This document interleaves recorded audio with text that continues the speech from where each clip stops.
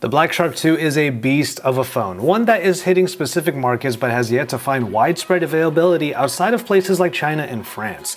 There is one thing that all of these markets have in common. Their mobile gaming esports industries have become huge commodities. That's simply not the case here in the US, where mobile gaming is still viewed as a second-tier experience compared to PC and console gaming. And I don't blame anyone for thinking that way. As much as I have advocated for mobile gaming, there are so many reasons why people might scoff at the idea of our smartphones being viable gaming machines. But what the Black Shark 2 has done more so than any other so-called gaming phone is prove how a smartphone with a hyper-focus can actually benefit many different types of users. This is Pocketnow and I'm Joshua Vergara. What's going on, everybody? Let's get some gaming done here on the Black Shark 2 in this review. As many of you probably know by now, the Black Shark 2 is powerful inside and out. The internal specifications are top-notch with the Snapdragon 855, a lot of RAM, and plenty of storage. Meanwhile, the outer hardware bolsters the overall experience with loud dual front-facing speakers, an AMOLED screen, and an antenna array that ensures the phone always has a good wireless signal no matter how you are holding the phone.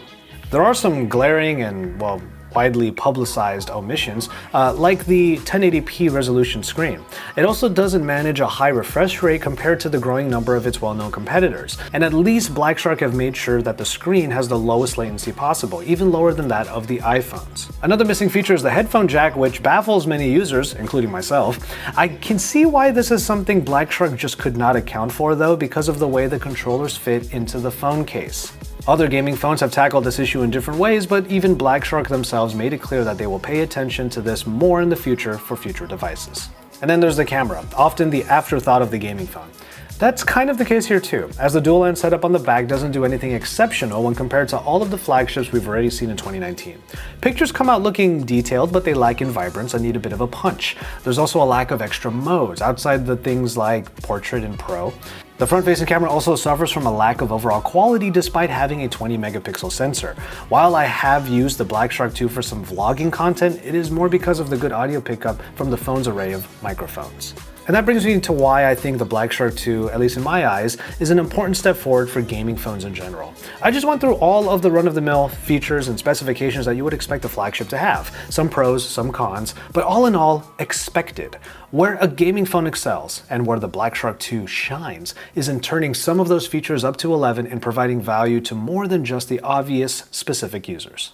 Internet connectivity using this phone has been top-notch, mainly because of the antenna array that was in there to make it so that no matter how you're holding the phone, you can have high speeds via the wireless connections. And then I just mentioned the microphone array that makes this phone pick up audio better than most other flagships that we see right now.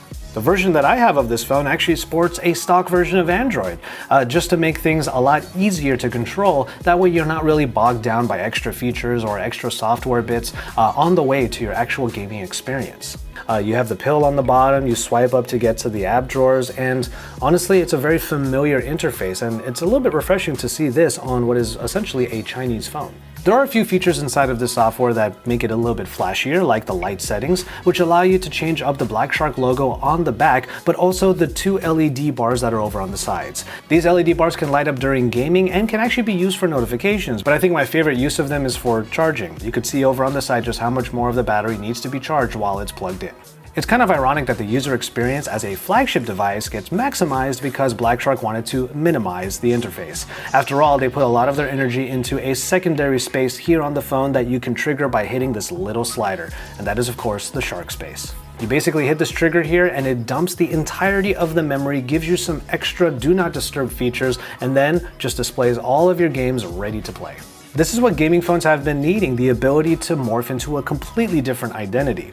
And in this case, you can make it so that even calls don't disturb you during your gameplay. As if dumping all of the memory so that you have it all available for your game is not enough, you can also overclock the system. The ludicrous mode can allow for overclocking of the CPU and the GPU so that you can get even better performance out of any game that you play. And then of course there are the controllers that slot right into the case. That adds a little bit of bulk to the phone, but that's a small trade-off for a better tactile experience. Those controllers can be mapped to any on-screen control. They're not actually controllers that are registered to the Android system the way that an Xbox controller or a regular gamepad are registered. This is the reason why this is basically the PUBG mobile machine. If all of your controls are strewn about the display, then you have ways of mapping those buttons. However, the one-to-one experience can be a little bit hard to recreate.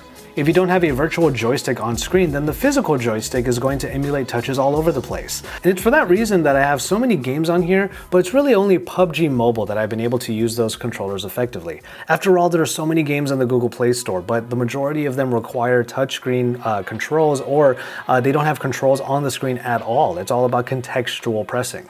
For any games out there that make sense with controllers, you're still better off pairing this phone to some sort of gamepad like the Razer Raiju or the 8BitDo. While there are some missteps in the Black Shark 2, like the lack of a headphone jack and also the screen resolution and lower refresh rate of the screen, it still provides the best gaming experience because it gives you an entire space to do that. With the touchscreen and also gamepad compatibility with this phone, you can still get a good gaming experience, you just have to have the tools needed to do so.